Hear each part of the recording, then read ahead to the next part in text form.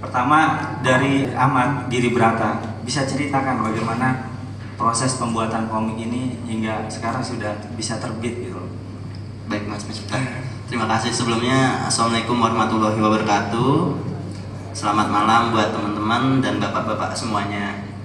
Jadi ceritanya gini Mas Miftah, untuk komik novel grafis ya disebutnya, karena satu novel ini bersifatnya terinspirasi daripada cerita atau kisah nyata kejadian bom Bali 1. Itu adalah sejarah teror yang paling kelam lah buat Indonesia yang terjadi pada tahun 2002. Untuk prosesnya sendiri sudah dikatakan tadi adalah selama 2 tahun. Selama 2 tahun itu yang paling lama menurut saya ya, selama proses pembuatan itu adalah pengumpulan materi. Untuk pengumpulan materinya saja untuk komik ini adalah sekitar 1 tahunan. Untuk 1 tahunan, dan tim Lazuardi Biru kita itu benar-benar langsung berinteraksi intensif dengan narasumbernya, yang terutama adalah Ali Imron. Saya biasa menyebutnya dengan Mas Ale gitu. Dan di dalam komik ini pun dipaparkan bahwa sering disebut bahwa Ali Imron itu sebagai Ale atau Alik gitu. Jadi sebisa mungkin komik ini detail dalam segi bahasanya pun seperti yang mereka lakukan dahulu gitu. Misalnya mereka memanggil dengan nama Ustadz atau Imam Samudra almarhum dengan nama Kudama. Kita coba menyesuaikan seperti dahulu kalau kita benar-benar mendekati sekali. Nah, itu untuk materi-materinya sendiri kita melakukan proses FGD, Focus Group Discussion. Nah, itu diawali dengan targetnya adalah pembaca komik ini adalah remaja, yaitu sekitar umur SMA, umurnya 15 sampai 24, SMA sampai dengan tingkat universitas ya. Karena bila anak kecil yang membaca novel grafis ini, saya rasa akan merasa berat bahasanya dan jenuh gitu. Terus kita pun dari tim Lazuardi Biru sebagai peneliti, kita mengadakan cek lokasi ke tempat kejadiannya langsung, dan kita menganggap itu adalah tempat-tempat yang penting. Salah satunya adalah Lamongan. Di sana ada Pondok Pesantren Al Islam. Di sana saya bersama tim Lazuardi Biru itu bertemu dengan kakaknya Ali Imron, seperti Muhammad Kozin, Pak Kozin, terus Pak Zafar Sodi, kemudian juga adiknya Ali Imron sendiri itu namanya Ali Fauji. Nah, mungkin nanti Bang Nasir juga iparnya ya Bang ya, ke mereka ya Bang ya. Nanti bakal bercerita sedikit juga seperti apa hubungannya, dan bisa tergambarkan bahwa terorisme itu yang sampai terjadi saat ini adalah ada gitu loh, bukan permainan, bukan rekayasa. Dan dalam komik ini pun diangkat tujuannya itu untuk ke generasi muda, agar ditekankan bahwa penting buat generasi muda itu dalam kehidupan berbangsa, bernegara itu dalam keadaan damai, terciptanya damai. Dan juga pemahaman jihad yang benar itu seperti apa, itu dituangkan dalam komik ini. Kemudian memberikan gambaran agar generasi muda itu waspada terhadap bahaya laten radikalisme yang propaganda ya, maksudnya propaganda radikalisme yang menggunakan dalil-dalil agama. Nah, mungkin dari tujuan itulah kita membuat komik ini, novel grafis ini. Nah, untuk seterusnya, kalau untuk kendalanya sendiri,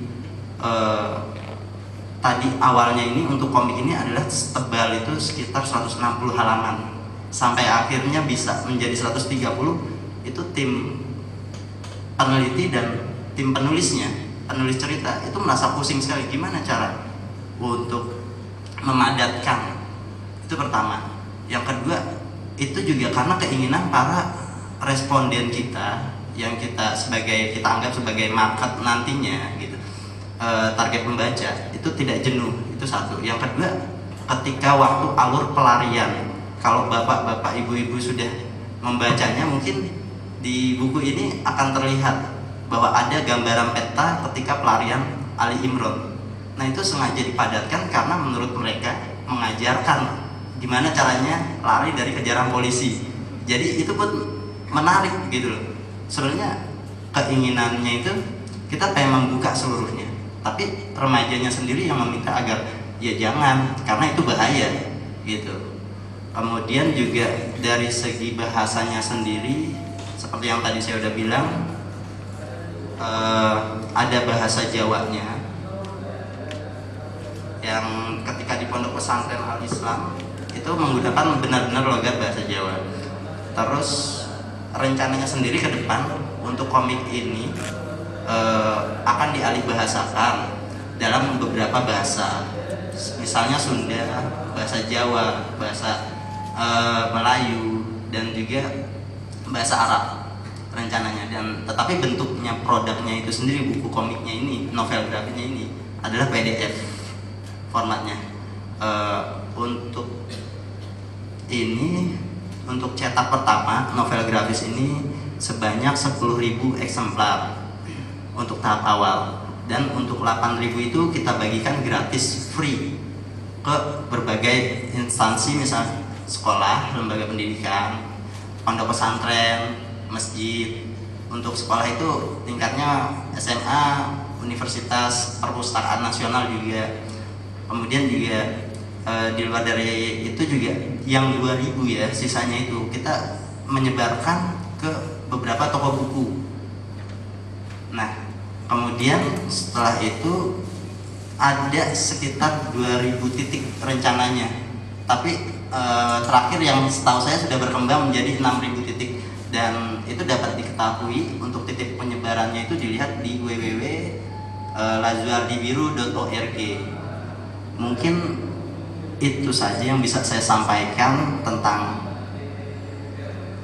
proses pembuatan komik novel grafis. Ya, Mas Ali, Ketika Nurani Bicara. Mas Ade, ini kan komik kan bercerita tentang reka ulang ya. Reka ulang ketika kejadian bom Bali. Iya benar. Kenapa judulnya menjadi Ketika Nurani Bicara? Bisa diceritakan tidak?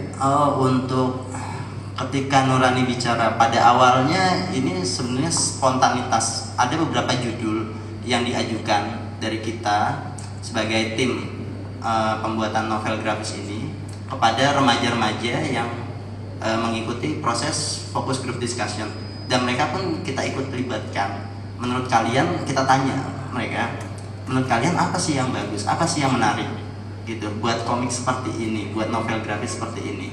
Hingga akhirnya ada satu nama yang memang sudah kita ajukan dan ini diterima, Ketika Nurani Bicara. Tetapi yang menariknya itu interpretasi mereka itu ketika membaca Ketika Nurani Bicara. Kenapa mesti Ketika Nurani Bicara yang dipilih? Itu satu di sini bahwa novel grafis ini Ketika Nurani Bicara adalah mewakili nurani daripada pertama pelaku dari pengeboman bom Bali 1 itu, yang Ali Imron yang telah sadar ingin memahamkan sebenarnya yang dilakukan adalah jihadnya adalah tidak benar, tidak pada tempatnya, dan ini terdapat dalam novel grafis ini. Kemudian juga dari seorang relawan, Pak Haji Bambang, yang ketika kejadian tergugah nuraninya, pengen melihat itu orang yang berbeda agama, warna kulit, ras, macam-macam, itu tergerak. Pokoknya mereka harus ditolong. Ada di dalam komik ini. Kemudian juga Ibu Hayati Ekal Laksmi ya, sebagai korban daripada suaminya yang menjadi korban dari peledakan bom Bali hingga meninggal. Nah, itu menuturkan bahwa dengan kejadian ini cukuplah gitu menjadi pelajaran buat negara kita gitu. Cukup banyak jadi anak saya aja, buat Bu Hayati berkata, yang menjadi yatim kehilangan orang tuanya. Seperti itu Mas Miftah. Oh iya, makasih Mas Ade.